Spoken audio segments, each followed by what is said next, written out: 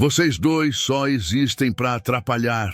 A frase bateu em mim como um empurrão no peito, seco, sem aviso, e por um segundo eu perdi o ar. Senti o coração errar o ritmo e minhas mãos começaram a tremer sem que eu conseguisse controlar. O eco daquelas palavras ficou preso nas paredes da casa, como se tivesse sido jogado ali para nunca mais sair. O teto rangia acima da minha cabeça, o cheiro de mofo ardia no nariz e eu percebia minha garganta fechar enquanto tentava entender se aquilo estava mesmo acontecendo ou se eu tinha ouvido errado. Mas não tinha. Eu vi o olhar deles, vi o desprezo escorrendo no sorriso torto. Senti o chão afundar um pouco sob meus pés e pensei que talvez fosse só o piso velho cedendo, mas era eu que estava afundando por dentro. A vergonha subiu quente pelo rosto, misturada com uma raiva muda que não encontrava voz. Eu olhei ao redor tentando me apoiar em qualquer coisa sólida e não encontrei nada. Só paredes descascadas, madeira comida por cupim e o som do vento atravessando cortinas rasgadas, como se a casa respirasse um ar doente. Minhas pernas ficaram fracas e eu precisei me sentar antes que caísse. Senti o corpo pesado, como se anos de esforço tivessem desabado todos de uma vez, a cabeça cheia de pensamentos quebrados, perguntas sem forma, como se cada sacrifício tivesse sido apagado naquele instante. Eu queria falar alguma coisa, qualquer coisa, mas a boca não obedecia. O silêncio me engoliu enquanto eu encarava aqueles olhos que já não me reconheciam, e foi ali, naquele segundo exato, que eu entendi que algo muito sério tinha acabado de acontecer. Algo que não dava mais para desfazer, porque não era só abandono, não era só humilhação, era uma linha sendo cruzada, um ponto sem volta, e mesmo sem saber como, eu senti que aquela cena não ia terminar ali, que havia algo pesado escondido por trás daquele desprezo, algo que eles achavam enterrado, e enquanto eu respirava fundo tentando não desmoronar de vez, uma certeza gelada se formou. Dentro de mim, o que começou naquele instante mudaria tudo.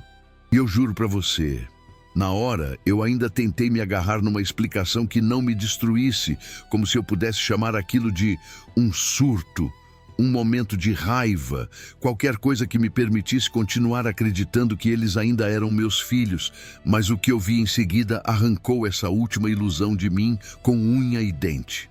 A Patrícia riu de um jeito que não combinava com nenhum tipo de tristeza. Um riso leve demais para quem estava deixando dois velhos num lugar que parecia ter sido esquecido até por Deus. E o Carlos, ele nem precisou levantar a voz. Ele só me olhou como se eu fosse um móvel velho, ocupando espaço, como se eu fosse um problema que finalmente tinha encontrado o próprio destino. Eu senti um calor subindo atrás dos olhos, aquele choro que a gente segura por orgulho, por vergonha, por não querer dar esse gosto. E ainda assim ele veio, em silêncio, queimando. O vento empurrou a cortina rasgada e por um segundo eu tive a impressão de ver algo mexer no canto da sala. Não era fantasma, era a própria casa denunciando que estava prestes a cair. O teto estalou.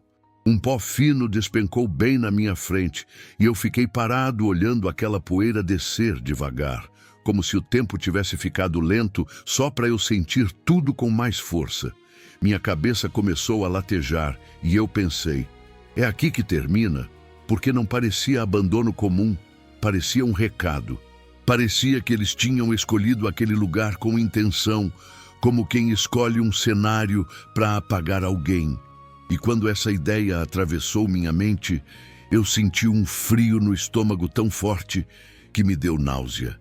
A Helena apertou a minha mão com força, forte demais para quem estava tão calada, e eu entendi, ela também tinha percebido.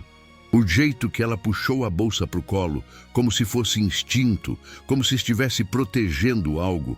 Não era só medo de assalto, era medo do que eles podiam fazer se soubessem. E isso foi o que me atravessou como uma facada.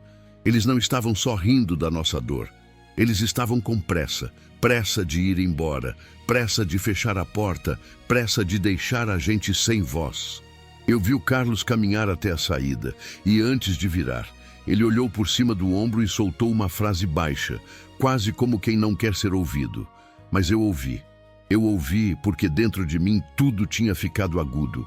Cada som parecia faca. E o que ele disse não foi desculpa, não foi eu volto. Foi algo que me fez sentir que aquela casa não era só podre. Era perigosa. Era como se o lugar carregasse um segredo próprio. E eles estivessem usando isso a favor deles. Eu não vou esquecer o jeito que ele falou, como se estivesse avisando e ameaçando ao mesmo tempo, como se dissesse, fiquem aí e sumam. A porta rangeu quando fechou. E aquele barulho, meu Deus, aquele barulho foi como um martelo selando um caixão. A luz da rua ficou menor pelas frestas. E eu senti o ar ficar mais pesado, mais quente, mais sujo, como se a casa quisesse me engolir. A Helena respirou curto, como quem tenta não entrar em pânico, e eu fiquei olhando para o chão afundado, tentando calcular se aquilo aguentava o peso do nosso corpo, se a casa ia ceder de vez, se a noite ia cair e ninguém ia saber onde a gente estava. E aí eu me peguei pensando numa coisa que me deu até vergonha de admitir. Eu não tinha medo só de morrer ali. Eu tinha medo de viver ali tempo demais, tempo suficiente para eles apagarem a gente do mundo como se a gente nunca tivesse existido. E se você estivesse no meu lugar, de verdade, olhando para aquela porta fechada, sentindo o teto estalar, ouvindo o vento passar como um lamento por dentro da casa, o que você faria? Você gritaria? Você tentaria sair correndo mesmo com o chão cedendo? Você ligaria para alguém, mesmo sabendo que quem te colocou ali foi a própria família? Me diz nos comentários, porque eu preciso entender se eu tô ficando louco ou se isso é tão monstruoso quanto parece. E se você já viu uma maldade assim, se inscreve aqui. Não por número, não por algoritmo, mas porque eu prometo que o que veio depois foi ainda pior e, ao mesmo tempo, foi o começo da verdade mais pesada que eu já carreguei na vida. Porque naquele instante, com a Helena segurando a bolsa como se fosse a última coisa viva entre nós, eu entendi que a nossa humilhação era só a superfície. O que eles estavam tentando enterrar ali não era a gente, era o que a gente sabia. E quando eu senti, bem de leve, o volume de papéis dentro daquela bolsa e vi a mão dela tremendo em cima do fecho, uma certeza me esmagou por dentro. Se aquilo abrisse, alguém ia cair, e não seria só uma pessoa. Antes disso tudo, minha vida tinha um ritmo que hoje parece coisa de outro mundo, simples demais para quem olha de fora, mas firme, honesto, do tipo que sustenta a gente por dentro. Eu acordava cedo em Volta Redonda, quase sempre antes do sol aparecer por completo, não porque alguém mandava, mas porque o corpo acostuma quando a vida inteira foi construída assim, no esforço diário. O cheiro do café da Helena vinha antes de qualquer pensamento, forte, passado na hora, e aquele era o primeiro sinal de que o dia tinha começado do jeito certo. Eu sentava à mesa pequena da cozinha, a mesma há anos, com o tampo gasto nas bordas, e a gente trocava poucas palavras, mais olhares do que frases, porque não precisava explicar muita coisa. A gente se entendia no silêncio. Meu dia era trabalho, trabalho de verdade, desses que deixam a mão áspera e o corpo cansado, mas a cabeça em paz. Não importava se chovia, se fazia calor demais, se o ônibus atrasava, eu ia. Sempre fui assim. Nunca aprendi a pedir atalho, só aprendi a ir. E enquanto eu ia, eu pensava nos filhos, pensava em dar um pouco mais do que tive, pensava em garantir que Carlos Eduardo e Patrícia não precisassem começar do zero como eu comecei. Muitas vezes voltei para casa com o corpo doendo, sentando devagar na cadeira, sentindo a lombar reclamar, mas bastava ouvir a voz deles mais novos, correndo pela casa, que tudo fazia sentido de novo. A Helena sempre foi meu eixo. Forte de um jeito silencioso, daquelas mulheres que seguram a casa inteira sem fazer alarde. Ela esticava dinheiro onde não tinha, transformava pouco em suficiente, fazia milagre com panela e paciência. Teve dia em que a gente fingiu que estava tudo bem só para não pesar para os filhos. Teve mês em que a gente deixou de comprar coisa para nós para garantir estudo, roupa, oportunidade para eles. E fizemos isso sem jogar na cara, porque pai e mãe de verdade não contam sacrifício como cobrança, contam como dever. Eu lembro das noites em que a gente sentava na sala depois de um dia longo, a televisão ligada mais como companhia do que interesse. E eu olhava para os dois e pensava que tinha valido a pena. Eles cresceram, estudaram, tiveram escolhas que eu nunca tive. E eu me orgulhava disso. Orgulho simples, sem discurso, daquele que a gente sente no peito e guarda para não parecer vaidade. Sempre acreditei que família era isso. Fazer sem esperar retorno, confiar sem desconfiar, acreditar que o vínculo segurava qualquer tempestade. Nossa vida nunca foi luxo, mas também nunca foi vergonha. A casa em Volta Redonda era humilde, mas limpa, organizada, com cheiro de lar. A vizinhança conhecia a gente, sabia quem eu era, sabia do meu caráter. Eu nunca precisei baixar a cabeça por coisa errada, nunca precisei explicar ausência, nunca precisei fugir. Minha identidade sempre foi clara. Trabalhador, pai, marido, era isso. E isso me bastava. Por isso dói tanto lembrar. Porque quando eu penso naquele Antônio de antes, eu vejo um homem inteiro, com defeitos, claro, mas com princípios. Vejo alguém que acreditava que respeito não precisava ser exigido, que amor não precisava ser testado, que filhos nunca virariam algoz. E é esse contraste que rasga por dentro. Porque naquele dia, naquela casa caindo aos pedaços, não foi só o presente que me esmagou. Foi o passado inteiro sendo desmentido de uma vez. Tudo que eu construí, tudo que eu ensinei, tudo que eu vivi, parecia não ter peso nenhum diante daquele desprezo. Quando eu fecho os olhos e volto no tempo, eu ainda sinto o cheiro da casa antiga, ouço os passos da Helena pela manhã, escuto a voz dos filhos me chamando de pai sem ironia, sem frieza.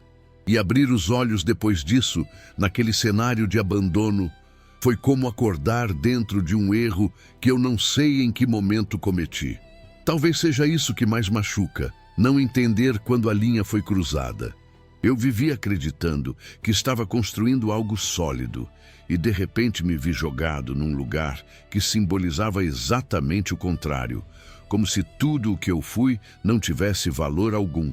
E é por isso que aquela situação me destruiu tanto, porque não foi um tropeço isolado, foi a negação de uma vida inteira. Foi olhar para trás e não reconhecer mais o futuro que eu tinha imaginado. Foi sentir que o homem que eu fui em Volta Redonda, com rotina simples, mãos calejadas e coração inteiro, tinha sido descartado sem cerimônia. E essa lembrança pesa mais do que qualquer parede podre ou teto rachado, porque ela me acompanha até hoje como uma pergunta sem resposta. Em que momento amar virou motivo para ser abandonado? Foi numa dessas noites comuns, em Volta Redonda, quando a gente já tinha jantado e a Helena estava lavando as últimas coisas na pia, que a promessa apareceu como se fosse um presente embrulhado. Eu lembro do toque do celular, lembro do nome do Carlos Eduardo na tela e lembro do meu peito abrindo antes mesmo de eu atender, porque pai é assim, né? A gente ouve o filho chamar e por um segundo tudo fica mais leve. Quando eu coloquei o telefone no ouvido, a voz dele veio diferente, num tom que parecia mais adulto, mais firme, como se ele tivesse decidido assumir alguma coisa, e isso mexeu comigo. Ele falou com pressa, mas falou bonito. Falou que estava preocupado com a gente, que tinha pensado muito, que não dava mais para a gente ficar carregando tudo nas costas, que a vida podia ser mais tranquila, que ele queria fazer do jeito certo e que tinha um plano. Plano. Essa palavra para mim sempre soou como futuro, como estabilidade, como alguém dizendo agora eu vou cuidar. E eu senti um tipo de alívio que eu não sentia há muito tempo, porque mesmo sem admitir, eu já vinha cansado. Não cansado de viver, mas cansado de sustentar tudo com as duas mãos. Cansado de fingir que estava tudo sob controle quando a coluna doía, quando o dinheiro apertava, quando a preocupação virava rotina. A Helena escutou do lado, secando as mãos no pano. E quando eu olhei para ela, eu vi nos olhos dela uma esperança tímida, daquelas que a gente segura com cuidado para não assustar, como se o simples ato de acreditar pudesse quebrar. O Carlos disse que queria que a gente ficasse mais perto, que a Patrícia também concordava, que eles tinham conversado como família. Falou em solução temporária, falou em recomeço, falou em organizar as coisas e usou palavras que soavam como cuidado. Disse que tinha conseguido ajeitar um lugar para a gente descansar, que era só por um tempo, até acertar uns documentos, até resolver umas pendências, até a gente se adaptar. E eu, que sempre fui do trabalho e do dever, ouvi aquilo como se fosse uma recompensa tardia. Não porque eu achasse que merecia prêmio, mas porque eu pensei, talvez agora seja noite de paz, talvez agora a gente possa respirar sem culpa. Quando desliguei, fiquei parado com o celular na mão, olhando para o nada, como se eu precisasse confirmar que era real. A Helena encostou perto de mim e foi engraçado. Ela sorriu, mas foi um sorriso com os lábios e com os olhos ao mesmo tempo, um sorriso de mulher que aguentou muito e ainda assim não deixou o coração endurecer. Ela falou baixinho. Você ouviu? Eles pensaram na gente. E eu respondi que sim, que ouvi. E naquele instante, a palavra família voltou a soar como abrigo. Nos dias seguintes, a promessa foi criando corpo. O Carlos ligava mais do que de costume. A Patrícia mandava mensagens curtas, às vezes com "tá tudo bem aí?", que para muita gente é pouco, mas para mim significava presença. Teve até um dia que ela mandou um áudio dizendo que ia dar certo, que era pra gente confiar. Eu lembro de ter ouvido aquele áudio 2 vezes. Não por necessidade, mas por vontade. Sabe quando a gente quer acreditar tanto que repete para gravar no peito? Foi isso. Eu e a Helena começamos a conversar sobre coisas que a gente não conversava fazia tempo. Como seria viver com menos peso? Como seria acordar sem a pressão de aguentar mais um mês? Como seria ter alguém olhando por nós do jeito que a gente olhou por eles a vida inteira? E a esperança muda a casa, mesmo antes de qualquer coisa acontecer. A gente começou a arrumar gaveta, separar roupa, dobrar com mais capricho, como quem prepara um recomeço. A Helena tirou do armário um vestido que ela quase não usava. Passou a mão no tecido, como se lembrasse de uma versão dela que também queria existir. Eu mesmo comecei a fazer planos pequenos, planos bobos, mas que pareciam enormes. Caminhar sem pressa, sentar num banco e ficar só olhando a vida passar. Talvez voltar a sorrir sem esforço. E o mais estranho é que eu me peguei agradecendo por dentro, como se eu tivesse recebido uma segunda chance. Só que, junto com essa esperança, foi crescendo um desconforto que eu não soube nomear na hora. Era discreto, quase uma sombra passando rápido. O Carlos falava muito em "não comenta com ninguém ainda, deixa quieto por enquanto. É melhor assim." E eu aceitei, porque achei que era só prudência. A Patrícia, quando vinha falar com a Helena, parecia sempre ocupada demais, como se estivesse fazendo um favor com o tempo, como se cada palavra tivesse um custo. E eu tentava não perceber. Eu tentava, porque quando a gente quer acreditar, a gente vira especialista em justificar. Teve uma ligação em que eu perguntei, bem simples, onde exatamente era esse lugar? Como seria? Quem morava perto? Essas coisas de pai que quer entender o chão onde vai pisar. O Carlos respondeu rápido, rápido demais, como se estivesse repetindo algo já ensaiado. É tranquilo, pai. É perto. Depois eu explico melhor. E mudou de assunto. Eu senti um aperto no peito, mas empurrei para o canto. Pensei, ele está nervoso, ele está correndo, ele deve estar trabalhando. Eu sempre fiz isso por eles. Por que eu não faria agora? A Helena, mais sensível para essas coisas, às vezes ficava olhando para a janela depois das mensagens da Patrícia, como se tentasse ouvir o que não era dito. Teve um dia que ela falou: "Você reparou que ela não pergunta mais da gente? Ela só pergunta se a gente está pronto?" Eu achei exagero. Eu falei que era ansiedade, que era preocupação do jeito dela, que cada um demonstra de um jeito. E é triste admitir, mas eu estava defendendo um sinal que já era aviso.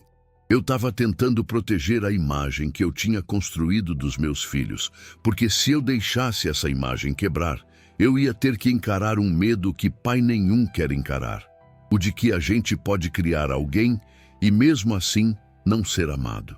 E as conversas entre eles, as conversas eram esquisitas.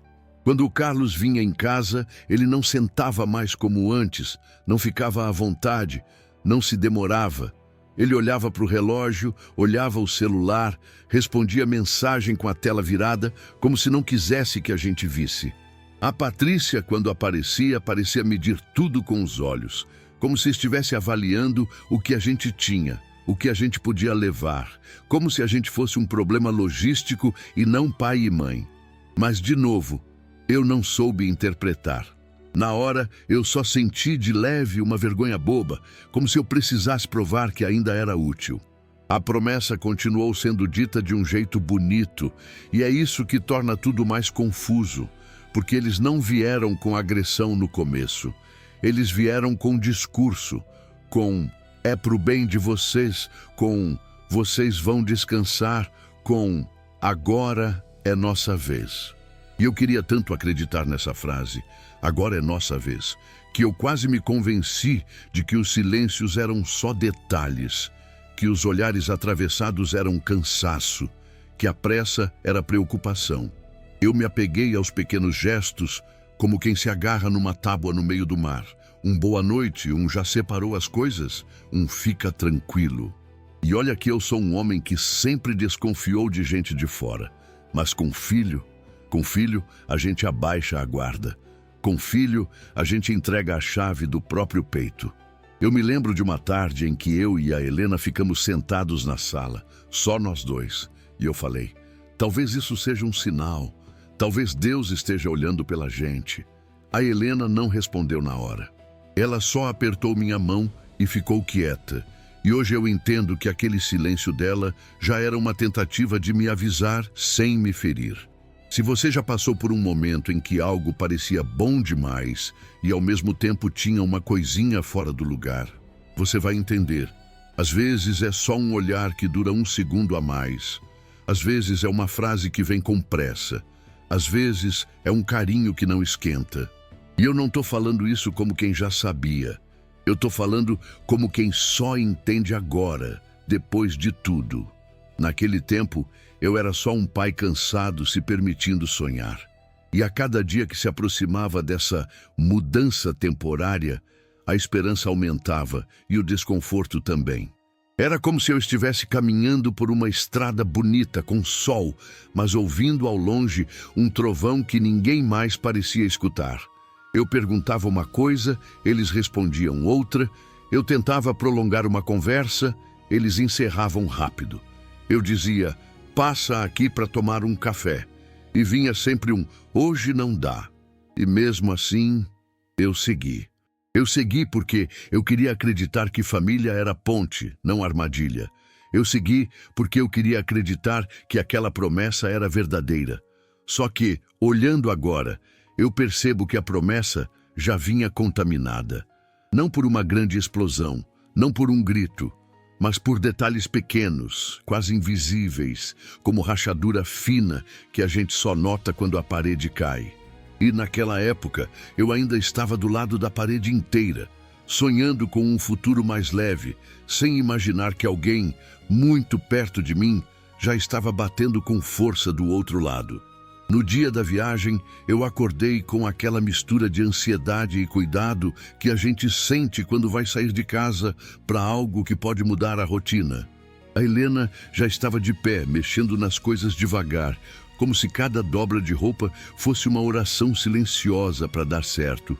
O céu em Volta Redonda estava claro, mas com uma luz meio dura, dessas que não aquecem, só iluminam. E eu lembro de ter pensado que era só impressão, que eu estava sensível, que era nervoso de mudança. Eu coloquei a bolsa da Helena perto da porta, conferi documento, remédio, um casaco, essas manias de quem passou a vida tentando prever o imprevisível. Quando o carro do Carlos encostou, o som do motor ficou alguns segundos ligado antes dele descer, como se ele não quisesse perder tempo nem com o próprio ato de chegar. Ele saiu do carro com o mesmo sorriso rápido de sempre, mas sem olhos. Não sei como explicar. Era um sorriso que não encaixava no rosto, como uma máscara colocada no lugar errado.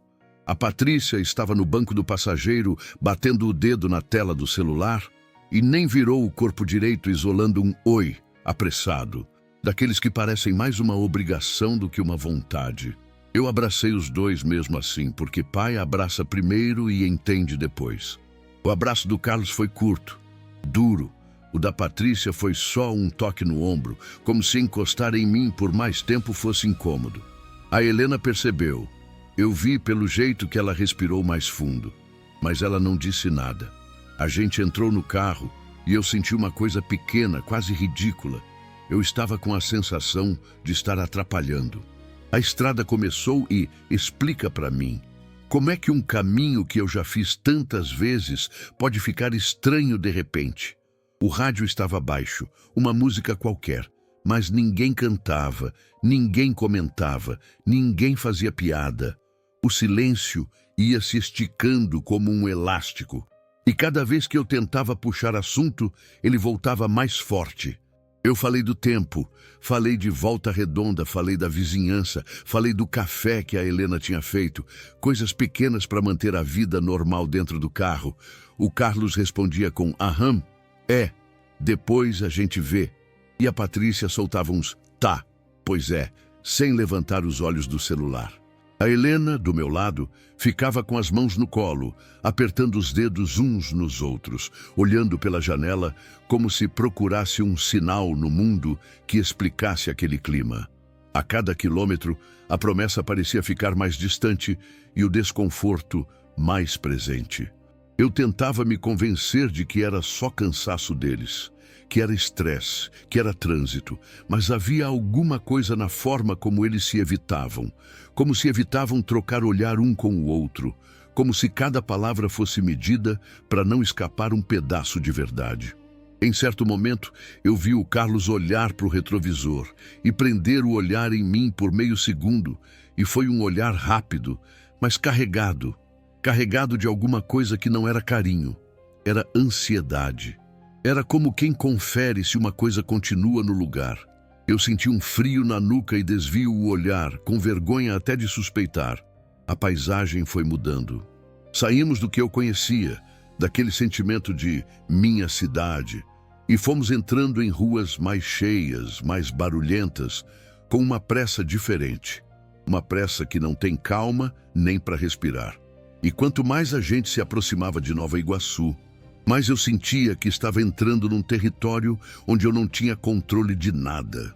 O ar parecia mais pesado, o sol parecia bater de um jeito mais agressivo no vidro, e eu comecei a notar detalhes bobos que depois ficaram gigantes na minha cabeça. A Patrícia mexendo no celular como se estivesse seguindo um mapa que não queria mostrar. O Carlos segurando o volante com força, sem soltar, como se tivesse que cumprir um trajeto sem se permitir pensar. O jeito como ele evitava passar por certas ruas e escolhia outras, como quem foge de alguém ou de algum lugar. Em algum momento, eu perguntei de novo, e é onde mesmo que a gente vai ficar? E aí o Carlos respondeu com uma frase que até hoje eu ouço com o mesmo peso. Confia, pai, já está tudo resolvido. Só isso, já está tudo resolvido. A Patrícia soltou um suspiro baixo e virou o rosto para a janela. E na hora eu achei que era impaciência, mas hoje eu sei explica. Era culpa disfarçada, era nervoso, era medo de se entregar num olhar. A Helena apertou minha mão de leve, como quem diz sem palavras. Eu também estou sentindo. E esse toque dela foi o único lugar seguro que eu tive naquele carro. Quando entramos numa área mais afastada, as ruas ficaram mais estreitas, menos movimento, casas mais gastas, muro descascado, mato crescendo nas calçadas. O carro começou a balançar em buracos e eu fui sentindo meu estômago apertar, como se o corpo entendesse antes da mente. A Patrícia parou de mexer no celular e ficou olhando para frente, fixa, dura. O Carlos não falava mais nada. Nem já chegamos, nem falta pouco. Só o som do motor, o arranhar dos pneus na rua irregular e aquela sensação de que eu estava sendo levado para algum lugar que não combinava com promessa nenhuma.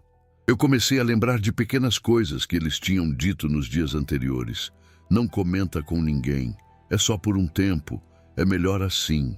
E aquelas frases, que na época pareciam prudência, começaram a se alinhar dentro de mim como peças de um quebra-cabeça que eu não queria montar. Eu olhava para a janela e via a cidade passando, mas parecia que eu estava descendo um corredor sem saída. A Helena puxou a bolsa para o colo, mais perto, e segurou o fecho com força. Eu fiquei observando e senti um choque pequeno, quase infantil. Por que ela está segurando desse jeito? Do que ela está com medo? Eu queria perguntar, mas não queria causar cena, não queria parecer paranoico. Pai também tem orgulho, né? A gente não quer ser o velho desconfiado. E foi aí que eu pensei, com uma honestidade que me doeu. E se eu tô entrando numa armadilha? Eu fiquei com a boca seca. A língua parecia grudada. O suor escorria pelas costas, mesmo sem calor suficiente para isso. Eu tentei respirar fundo e o ar não parecia encher. Eu olhei de canto para o Carlos, tentando achar um pedaço do meu filho ali, um pedaço do menino que eu conhecia, e só vi um homem tenso, com o maxilar travado, focado demais em chegar. A Patrícia do outro lado mexia a perna inquieta, e eu vi ela morder o lábio como quem segura uma palavra. Você, no meu lugar, teria percebido alguma coisa? Teria insistido em perguntar? Teria mandado parar o carro? Comenta aí, de verdade, porque às vezes eu fico repetindo essa cena na cabeça, tentando achar o momento exato em que eu podia ter feito diferente. E não sei. Quando finalmente o Carlos virou numa rua quase sem gente, com postes tortos e um silêncio que não combinava com cidade, eu senti que a promessa tinha morrido. Não com uma explosão, mas com um pressentimento. O carro desacelerou e eu vi uma fachada velha, um portão mal cuidado, um terreno com mato alto, e o coração deu um salto. A Patrícia soltou um "é aqui", tão baixo que pareceu vergonha. O Carlos estacionou sem olhar para trás. E naquele instante, antes mesmo de eu descer, eu senti que eu estava atravessando uma porta invisível. Uma porta que não era de metal. Era uma porta de confiança sendo fechada por dentro. E eu, sem saber, estava prestes a cair de um jeito que não dá para levantar igual depois. O Carlos desligou o motor e por um segundo ficou tudo quieto demais, como se o mundo tivesse prendido a respiração junto comigo. Eu olhei para fora e vi aquele portão torto, o mato alto invadindo o que um dia devia ter sido quintal, e senti um aperto no peito que não era medo ainda, era negação. Eu pensei, não, deve ser só a entrada, deve ter outro lugar, deve ser uma surpresa. Mas a Patrícia já estava com a mão na maçaneta, apressada, evitando olhar para mim. A Helena apertou a bolsa contra o corpo e eu senti a pele dela fria quando nossos braços se encostaram. Eu desci do carro devagar, tentando entender o chão, tentando entender o ar, tentando entender como a promessa tinha me trazido ali. Quando o portão rangeu, aquele som pareceu um aviso, um rangido comprido, sofrido, como se o metal reclamasse de ser usado depois de tanto abandono. O Carlos empurrou com força, sem cuidado, e a porta bateu no batente com um estrondo seco. A Patrícia entrou primeiro, saltando por cima de um pedaço de madeira no caminho, como quem já conhecia o obstáculo. Isso me cortou por dentro, num lugar que eu não tinha nomeado ainda. Eles já sabiam, eles já tinham estado ali, e eu, que a vida inteira confiei, estava sendo levado como quem é enganado com sorriso. A casa por dentro era pior do que do lado de fora. O cheiro me atingiu como um tapa. Mofo, Madeira apodrecida, umidade velha, como se cada parede guardasse anos de coisa ruim. O papel de parede estava descolando em placas, e quando eu encostei sem querer, ele se desfez como casca seca. Eu ouvi um estalo no alto e vi um pedaço de poeira cair, girando no ar.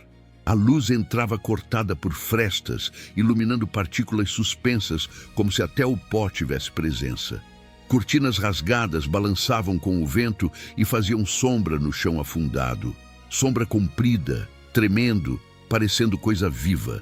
Eu senti a garganta fechar. O ar era pesado e eu respirei curto, como se respirar muito fosse pior. A Helena olhou em volta e eu vi o rosto dela mudar, como se alguém tivesse arrancado o chão dos pés dela. Ela tentou disfarçar, mas não deu. A mão dela tremia no fecho da bolsa. Eu quis dizer calma, quis inventar uma explicação, mas não havia explicação possível. O Carlos apontou para 2 cadeiras quebradas no meio da sala, como se fosse um favor. Senta aí, senta aí. Como se a gente estivesse num lugar normal. Como se ele estivesse me oferecendo descanso. Eu senti um calor subir no rosto, mistura de vergonha e revolta, e mesmo assim eu obedeci, porque naquele momento minha mente estava atrasada, tentando alcançar a realidade. A Patrícia encostou na parede longe, como se a casa pudesse sujar ela. Ela cruzou os braços, olhou a Helena de cima a baixo e soltou um riso curto, abafado, que não tinha alegria, só desprezo. O Carlos deu 2 passos para frente e ficou na minha frente, alto, com aquele ar de superioridade que eu nunca tinha visto nele. E então veio a frase, não como desabafo, mas como sentença. Ele apontou para mim e para Helena, como se a gente fosse um problema em conjunto, e disse em voz alta, clara, sem tremor, vocês 2 só existem para atrapalhar. Eu senti como se alguém tivesse me empurrado para trás por dentro. Meu estômago virou, minha cabeça latejou e por alguns segundos eu não consegui entender as palavras na ordem certa. Atrapalhar? A palavra ficou rodando na minha mente como um pedaço de vidro. Atrapalhar o quê? A vida deles? O orgulho deles? A imagem perfeita que eles queriam mostrar para os outros? Eu abri a boca para responder e nada saiu. Era como se meu corpo não aceitasse produzir som diante de uma coisa tão absurda. Eu olhei para o rosto do Carlos procurando sinal de arrependimento, uma piscada, uma falha, qualquer coisa que dissesse eu tô brincando. Mas o que eu vi foi firmeza, foi desprezo, foi decisão. A Patrícia se aproximou um pouco, só o suficiente para me atingir com a voz. Olha para isso aqui, pai. É a cara de vocês. Ela abriu os braços como quem apresenta um cenário e riu. Velho, feio, caindo aos pedaços. Combina. E eu ouvi a Helena prender o ar ao meu lado. Um som pequeno, quase imperceptível, mas que para mim foi como um grito. Eu senti a mão dela procurar a minha, e quando nossos dedos se tocaram, eu percebi o quanto ela estava gelada, como se o sangue tivesse fugido.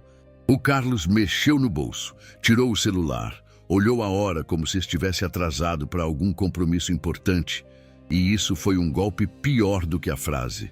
Porque não era só crueldade, era indiferença. Era tratar aquilo como tarefa, largar e ir embora.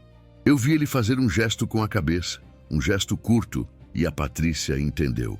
Ela saiu andando em direção à porta, já com pressa, e naquele movimento eu senti minha confiança se quebrar com um som que não existe, mas que eu juro que eu ouvi dentro do peito. Eu levantei meio sem pensar, as pernas fracas, e falei o nome dela, Patrícia. E minha voz saiu falhada, como voz de criança perdida. Ela nem virou. Eu olhei para o Carlos, tentando encontrar algum pedaço do meu filho ali. Eu queria lembrar do menino que eu carreguei no colo, do adolescente que eu defendi, do homem que eu acreditei que ia honrar o nome.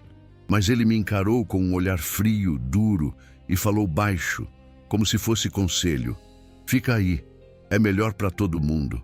Melhor para todo mundo, e eu senti o mundo ficar pequeno, porque eu entendi naquele segundo que eu não era mais pai naquele lugar. Eu era um incômodo, um peso, um atraso.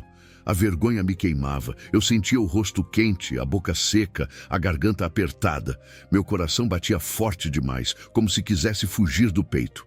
Eu olhei para o chão afundado e por um instante pensei que eu fosse cair de verdade. Minha mente tentava organizar aquilo. Não, isso não é real. Isso não pode ser real. Mas a realidade estava ali, na poeira, no mofo, na risada, no desprezo, na porta aberta esperando ser fechada. A Helena falou algo bem baixo, quase uma súplica, chamando o Carlos pelo nome inteiro, como quem tenta lembrar ele de quem ele é, Carlos Eduardo. E eu via a Patrícia revirar os olhos, impaciente, como se até o nome dele fosse perda de tempo. O Carlos deu um passo para trás, já indo, e olhou ao redor com desgosto, como se a casa fosse ofensa para ele também, como se ele estivesse fazendo um sacrifício por estar ali por 2 minutos. E foi aí que veio a imagem que nunca mais saiu da minha cabeça. Ele segurando a maçaneta pronto para sair e olhando para mim de um jeito que eu nunca tinha imaginado receber de um filho, como se eu fosse descartável. Quando a porta começou a fechar, eu senti um pânico subir, não só por medo da casa cair, mas por medo de ser apagado. Eu dei um passo à frente, com as mãos meio abertas, como quem pede explicação, e a Patrícia soltou a última risada, a risada que pareceu riscar minha alma. Para de drama, pai. Você sempre atrapalhou. E o Carlos não desmentiu. Ele só fechou.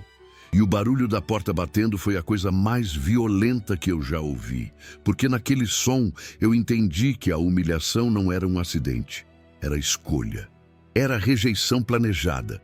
E eu fiquei ali, com o cheiro de mofo queimando o pulmão, com a casa gemendo ao redor, com a mão da Helena tremendo dentro da minha, tentando aceitar que naquele dia os meus próprios filhos tinham decidido me tratar como se eu não valesse nada.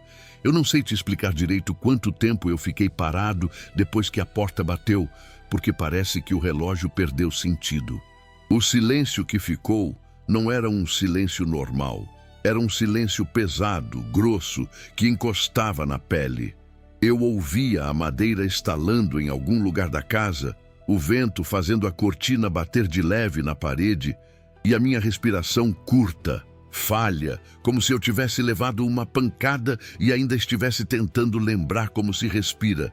A Helena apertava minha mão e eu sentia o tremor dela passando para o meu corpo, como se a gente fosse uma coisa só, 2 pessoas tentando não desabar ao mesmo tempo. A primeira sensação foi confusão. Uma confusão quase infantil, de quem espera que alguém volte e diga, era brincadeira. Eu levantei, fui até a porta, encostei a mão na madeira e senti a frieza. Senti a poeira grudando nos dedos. E por um segundo eu pensei em abrir e correr. Correr atrás do carro, gritar no meio da rua, fazer uma cena. Mas a vergonha me segurou como corrente. Vergonha de ser visto assim. Vergonha de precisar implorar por humanidade. Vergonha de admitir que eu tinha sido enganado com tanta facilidade. E quando eu percebi que eu estava com vergonha do erro dos outros, não do meu, eu senti uma raiva subir tão quente que me deu vontade de socar a parede. Mas eu não socava. Eu só tremia. A Helena sentou de novo na cadeira quebrada, como se as pernas não aguentassem mais. E eu vi o rosto dela mudar, como se ela tivesse envelhecido anos em minutos. Ela ficou olhando para o chão afundado, para os pés, para o nada, e eu soube que dentro dela estava acontecendo a mesma coisa que dentro de mim. Uma tentativa desesperada de achar explicação. Eu comecei a andar pela sala, sem rumo, como bicho preso. Cada passo fazia o assoalho reclamar. Eu pensava por quê, e a pergunta voltava como eco, batendo nas paredes descascadas. Por que a gente? Por que assim? Por que com riso? Por que com desprezo? E aí vieram os pensamentos que doem mais, porque são pensamentos que humilham a gente por dentro.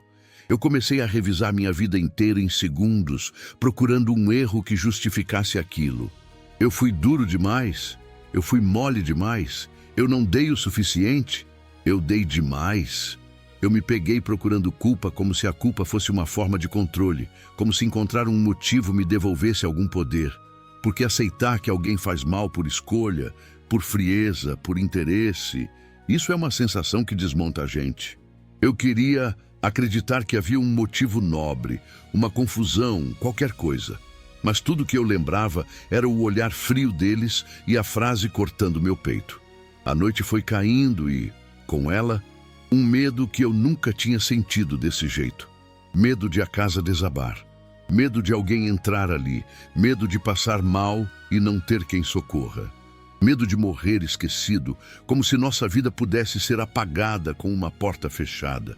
Eu sentia a garganta seca, a cabeça pesada, o corpo cansado sem ter feito nada além de sofrer. E o pior era o vazio. Um vazio estranho, como se o mundo tivesse perdido a cor. Até o som parecia mais distante. A Helena tentou comer alguma coisa, mas a boca não obedecia. Eu também não tinha fome. A gente só dividiu água, pouca, e cada gole parecia mais difícil do que deveria. Em alguns momentos eu ficava olhando para o escuro, ouvindo o vento, e pensava que talvez eu estivesse sonhando. Em outros momentos, eu lembrava da mesa da nossa cozinha em volta redonda, do café da manhã, do jeito que tudo parecia normal, e isso fazia o peito doer mais ainda, porque o contraste era violento. Como é que a vida passa de vai dar certo para vocês só existem para atrapalhar tão rápido? Como é que duas pessoas que eu criei puderam me olhar como lixo? E foi ali que eu senti minha autoconfiança quebrar de verdade. Não a confiança nos outros, mas em mim. Eu comecei a duvidar do meu próprio valor, como se eu tivesse mentido para mim a vida toda. Eu pensava, se meus próprios filhos me veem assim, então o que eu sou? E essa pergunta é perigosa. Ela entra na cabeça e começa a roer tudo. Eu olhava para Helena e via dor, mas também via uma espécie de vergonha por eu não conseguir proteger ela daquele jeito. Eu me sentia pequeno, impotente, e isso me sufocava. Já sentiu algo que fez você duvidar do seu próprio valor? Daquele jeito que a gente se pergunta se ainda é alguém. Se você já sentiu, comenta aí do seu jeito, nem precisa se expor demais. É só para eu saber que eu não tô sozinho nessa sensação de virar pó por dentro. Eu passei as primeiras horas e depois os primeiros dias, porque aquilo não acabou rápido, alternando entre raiva e um tipo de tristeza que não tem lágrima suficiente. Eu lembrava do riso deles e sentia vontade de gritar. Eu lembrava do abraço frio e sentia nojo. Eu lembrava da promessa e sentia vergonha de ter acreditado. E no meio disso tudo, eu tentava me manter em pé por causa da Helena, como se eu fosse uma parede segurando outra parede mesmo rachado. Porque a pior parte não era a casa podre, nem o mofo, nem o medo do teto cair. A pior parte era a certeza crescendo dentro de mim, lenta e cruel, de que aquilo tinha sido planejado e que eu ainda nem sabia tudo. Eu já estava num estado estranho, meio anestesiado, quando ouvi um barulho diferente do vento. Passos. Passos de verdade, do lado de fora. Meu corpo inteiro travou na hora, porque depois de tudo, o medo vira companhia constante e qualquer som vira ameaça. Eu me levantei devagar, o coração batendo alto demais, e a Helena segurou meu braço com força, como se dissesse sem palavras, não vai. Antes que eu pudesse decidir qualquer coisa, uma voz veio de fora, simples, firme, sem agressividade, chamando como quem chama a gente, não problema. Tem alguém aí dentro? Aquela pergunta me desmontou, porque fazia horas, talvez dias, que ninguém nos perguntava nada. A voz não tinha curiosidade, tinha cuidado. Eu cheguei perto da porta ainda desconfiado e respondi baixo, quase envergonhado de existir. Quando abri um pouco, vi uma mulher simples, já com idade, cabelo preso de qualquer jeito, roupa comum, segurando uma garrafa de água na mão. Ela se apresentou sem cerimônia. Dona Marlene Soares. Disse que morava ali perto, que tinha visto o carro parar mais cedo, que achou estranho e que depois não viu mais ninguém sair. Fiquei com o coração apertado, ela falou, como se isso fosse explicação suficiente. Eu não consegui falar na hora. Quem falou foi a Helena, com a voz fraca, pedindo desculpa por incomodar.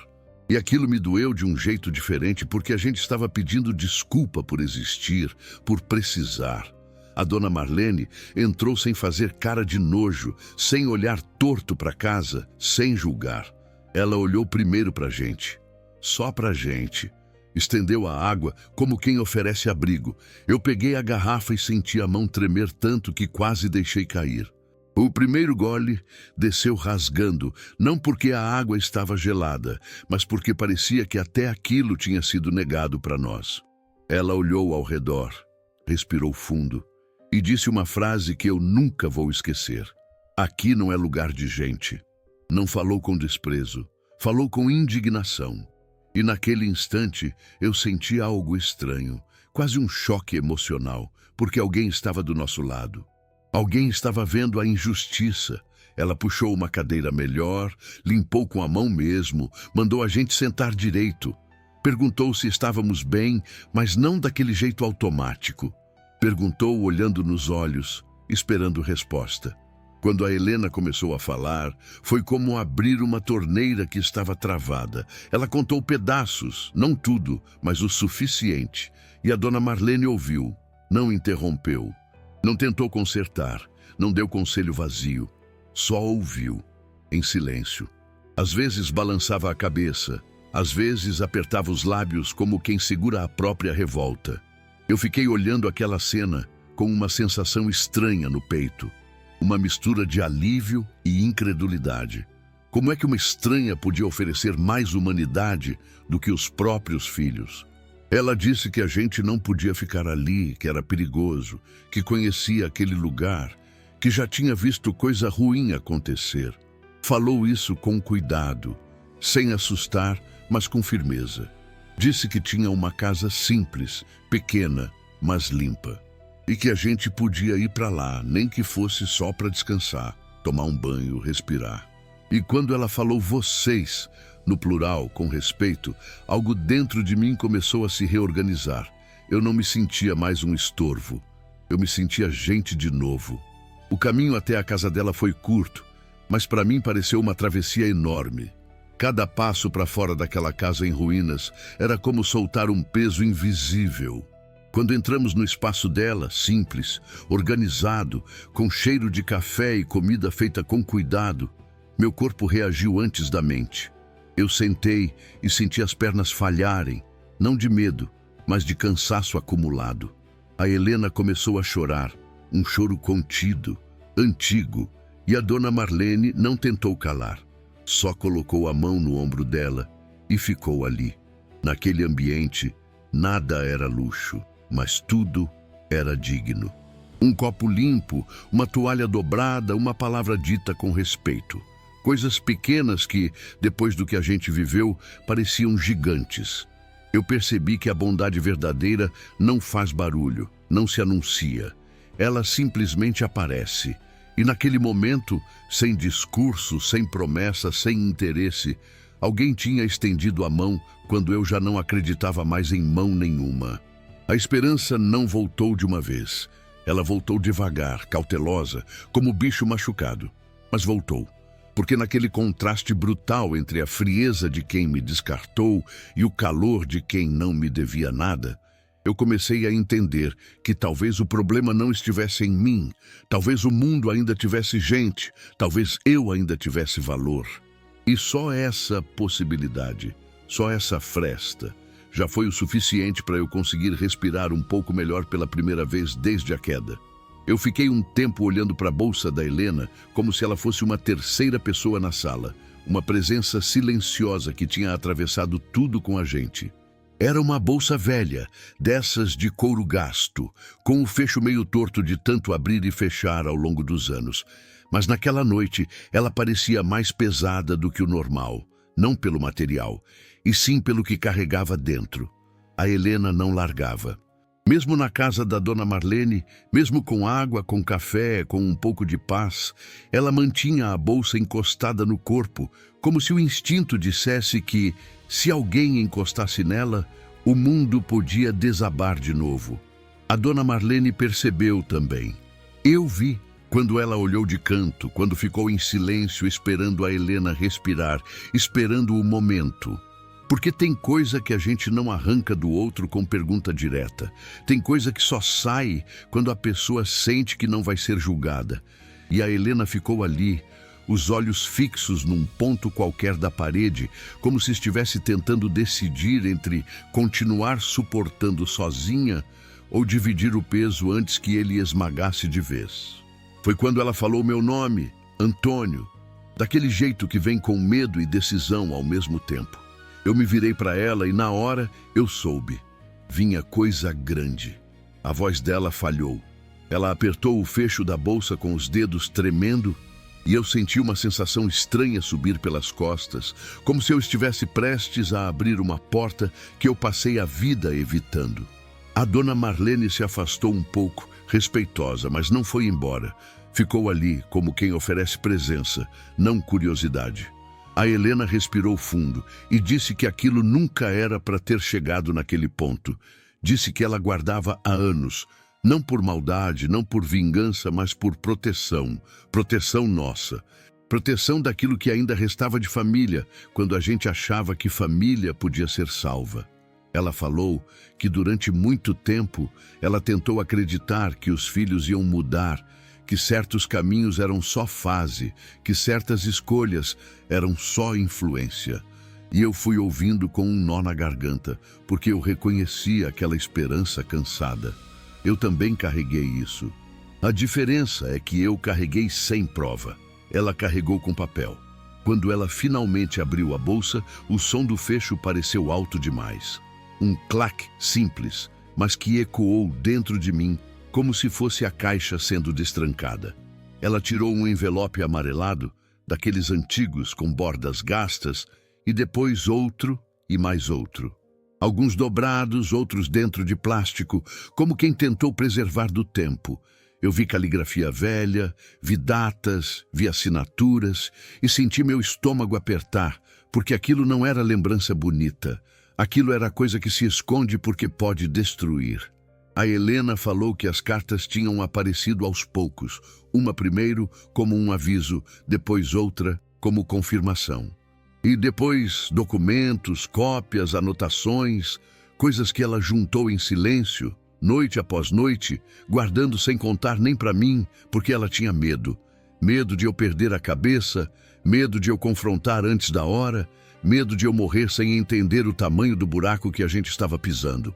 Ela disse que não queria que eu carregasse aquele peso, mas que agora a gente não tinha mais escolha, porque eles já tinham escolhido por nós. Eles tinham nos jogado fora como quem tenta se livrar de um problema antes que ele fale. Eu peguei um dos papéis com cuidado, como se fosse frágil, e minhas mãos tremeram. Não era só nervoso. Era a sensação de estar tocando em algo que esteve escondido por anos, como uma ferida coberta por pano limpo, só esperando alguém puxar. Eu comecei a ler por cima, ainda sem entender tudo, mas entendendo o suficiente para sentir o corpo gelar.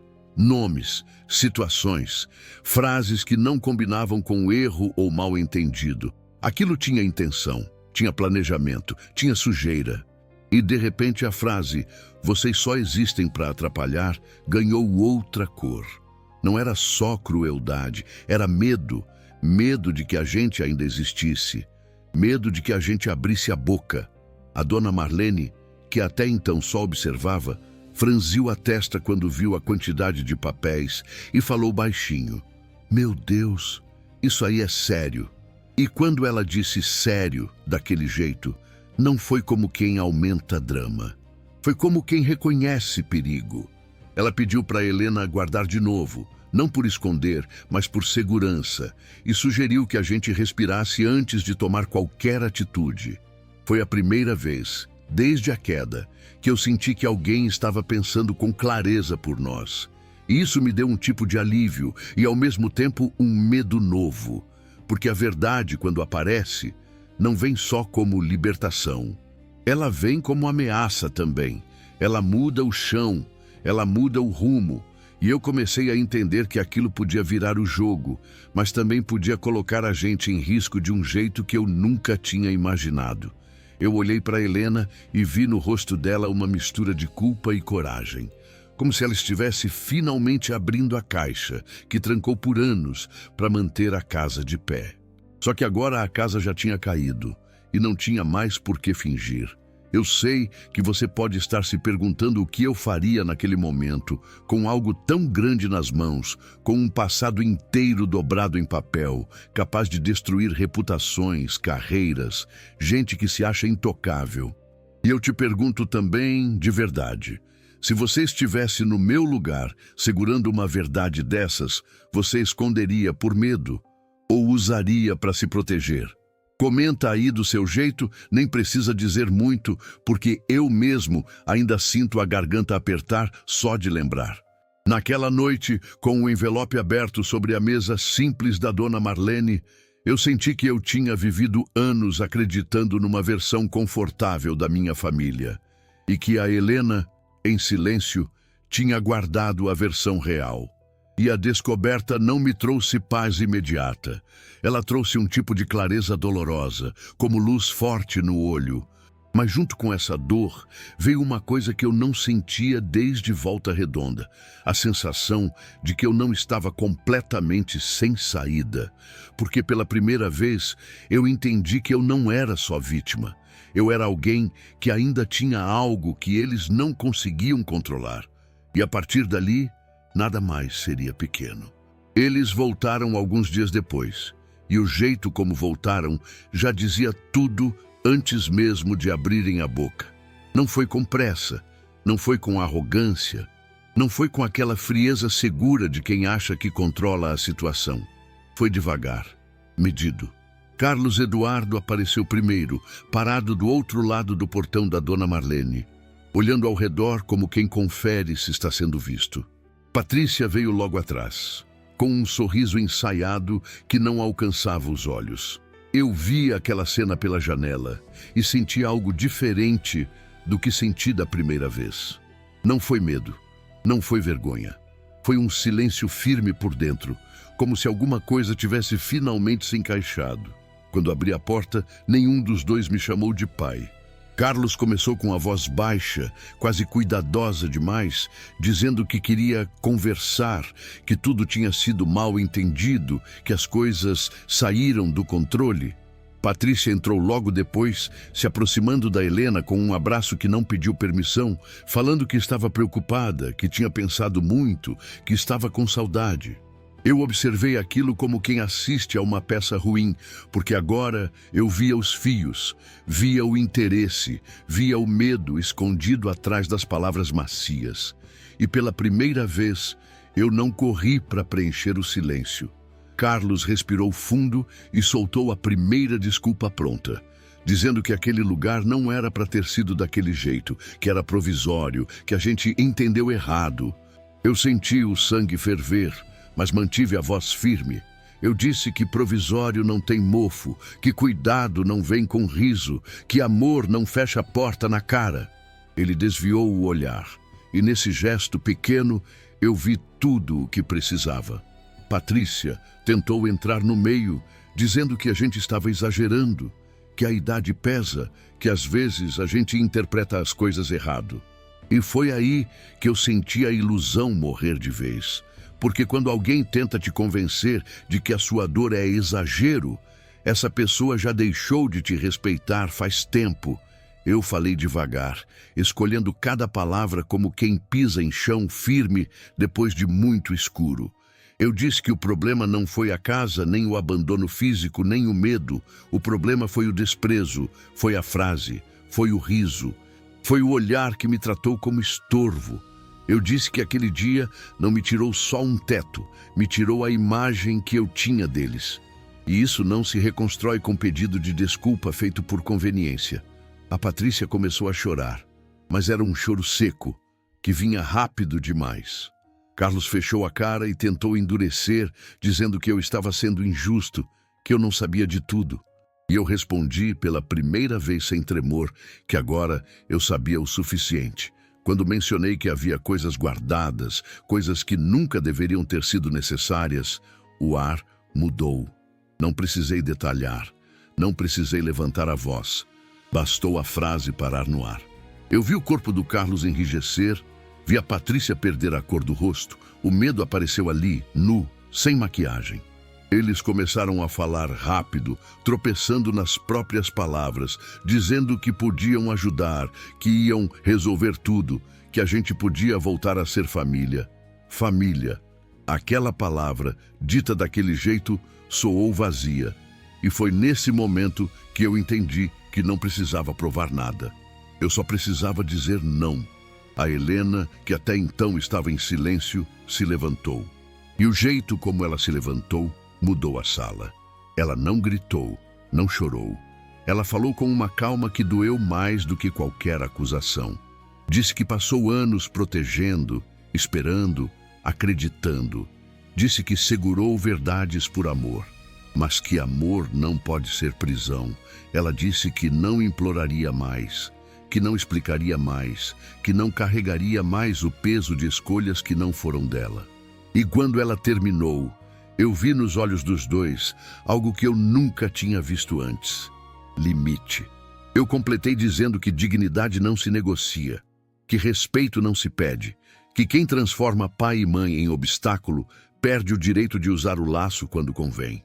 Disse que não éramos mais problema deles e que eles também não eram mais centro da nossa vida. O silêncio que caiu depois disso não era pesado como o da casa em ruínas. Era um silêncio limpo, um silêncio de fim. Carlos tentou dizer algo, mas não saiu. Patrícia abriu a boca e fechou de novo. E eu percebi, com uma clareza dolorosa e libertadora, que eu não precisava mais do reconhecimento deles para existir. Eles foram embora sem porta batendo, sem grito, sem cena. E isso estranhamente foi o mais forte, porque não havia mais nada a disputar. Quando o portão se fechou, eu não senti vazio. Senti alívio, um alívio cansado, mas verdadeiro. A ilusão tinha acabado ali. E junto com ela tinha ido embora o homem que aceitava ser diminuído para manter uma ideia de família. O que ficou foi alguém ferido, sim, mas inteiro. Alguém que finalmente entendeu que família de verdade não é quem te usa, não é quem te abandona, não é quem só volta quando sente medo. Família é quem fica quando você não tem nada a oferecer além da sua própria humanidade. E naquele dia, olhando para Helena e para Dona Marlene, eu soube exatamente quem merecia esse nome. Depois que eles foram embora, eu fiquei alguns minutos parado, olhando para o portão, como se estivesse assistindo a minha vida antiga sumir rua abaixo. Eu achei que ia doer mais, que eu ia desabar, que eu ia sentir aquele vazio de novo, mas o que veio foi uma calma estranha, como se meu corpo finalmente entendesse que a guerra tinha acabado. A Helena sentou perto de mim e pela primeira vez em muitos dias eu vi o rosto dela descansar. Não foi felicidade de propaganda, foi paz real, conquistada com dor. A Dona Marlene colocou café na mesa, como quem sela um recomeço com coisas simples. E eu senti uma gratidão tão grande que me faltou palavra. Eu não virei outra pessoa de um dia para o outro. Eu ainda acordava assustado, ainda lembrava da casa podre, ainda ouvia a frase na cabeça em alguns momentos. Só que, aos poucos, eu parei de usar aquela frase como sentença contra mim. Eu parei de me perguntar o que eu fiz de errado e comecei a perguntar o que eu aceito daqui para frente. E isso muda tudo, porque quando a gente muda a pergunta, a gente muda o caminho.